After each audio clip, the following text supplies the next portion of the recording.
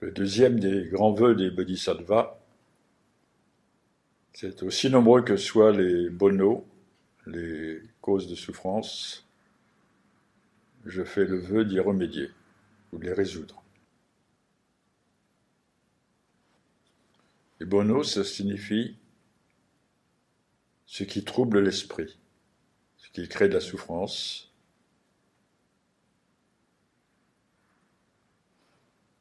On peut dire qu'elles sont la base même du Dharma de Bouddha. Car tout l'enseignement du Bouddha Shakyamuni était motivé par son désir de remédier à la souffrance humaine. Au fond, l'enseignement des 4 nobles vérités est complètement centré sur la résolution des bonos, des causes de souffrance. Des causes de souffrance liées à nos illusions, bien sûr.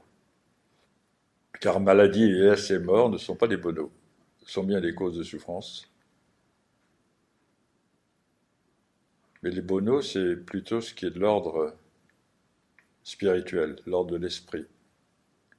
Il consiste précisément à ne pas accepter les causes de souffrance, telles que maladie, vieillesse et mort, et surtout, l'autre aspect des causes de souffrance dénoncées par le Bouddha,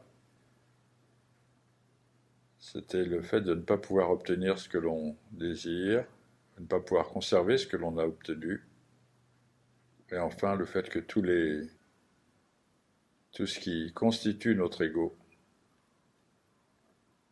est aussi cause de souffrance. Alors on peut considérer que finalement les 4 nobles vérités sont complètement centrées sur la résolution des bonos, donc le deuxième vœu des bodhisattvas. Alors plus précisément, que sont ces bonos? On dit qu'elles sont, au féminin, des illusions donc, qu'elles sont au nombre de 108. Et lorsque l'on est assis en zazen, on peut prendre conscience de toutes nos illusions qui nous traversent l'esprit. Alors que dans la vie quotidienne, on ne s'en aperçoit qu'après coup, lorsqu'une illusion nous a amenés à la souffrance. Habituellement, on est entraîné par nos bonos, et ce n'est qu'après coup qu'on réalise qu'elles sont cause de souffrance. Alors donc, parmi les 108 bonos, ce qui veut dire un nombre incalculable en fait, il y en a 10 qui sont fondamentales ou fondamentaux. Et il y a d'abord tout ce qui est de l'ordre de l'avidité, la convoitise, les multiples désirs. C'est le désir d'obtenir ce qui nous paraît être un objet de satisfaction. Et là, évidemment, il faut faire une distinction entre une satisfaction naturelle et saine qui résulte de la satisfaction d'un besoin, tel que manger quand on a faim, dormir lorsqu'on est fatigué. En tant qu'être vivant, on a nécessairement des besoins. Même les plantes ont des besoins. En plus, le Bouddha a enseigné la voie du milieu et pas l'ascétisme, qui aurait consisté à se refuser à la satisfaction de nos besoins naturels.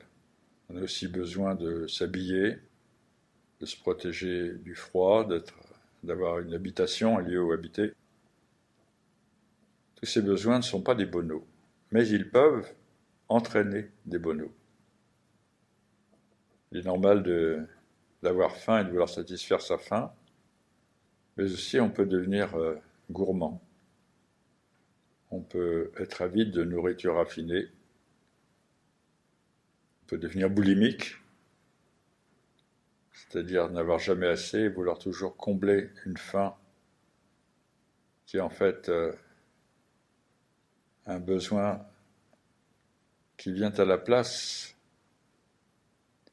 de la véritable satisfaction, d'un besoin beaucoup plus fondamental, Dans le cas d'un enfant, par exemple, et c'est sans doute aussi valable pour les adultes, il réclame des sucreries, des douceurs, mais en réalité, c'est de l'amour dont il a besoin, pas des bonbons. Pour les êtres humains, c'est un peu la même chose. On poursuit toutes sortes d'objets de désir qu'on s'est fabriqués.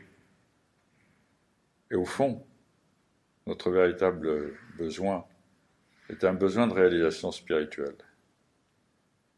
Ce qui nous manque, c'est d'apprendre à nous connaître nous-mêmes profondément. Toute l'économie moderne est basée pas seulement sur la satisfaction des besoins naturels et nécessaires, donc, mais sur la création de toutes sortes de besoins artificiels. Toute la publicité est là pour stimuler l'avidité, basée sur une erreur fondamentale, une illusion fondamentale, qui est de croire que certains objets de satisfaction pourront combler notre sentiment de manque et de souffrance.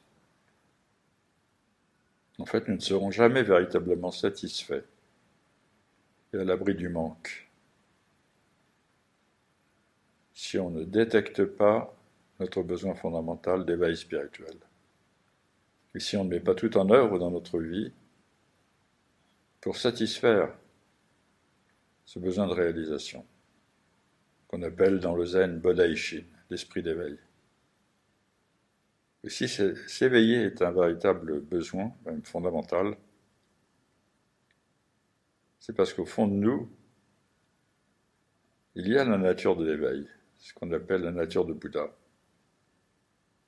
qui ne demande qu'à se réaliser, qu'à se satisfaire, à travers une pratique Mushotoku, justement. Une pratique au-delà de toute forme d'avidité, y compris l'avidité spirituelle. Donc c'est très important de comprendre cela pour éviter de faire fausse route, y compris sur la voie.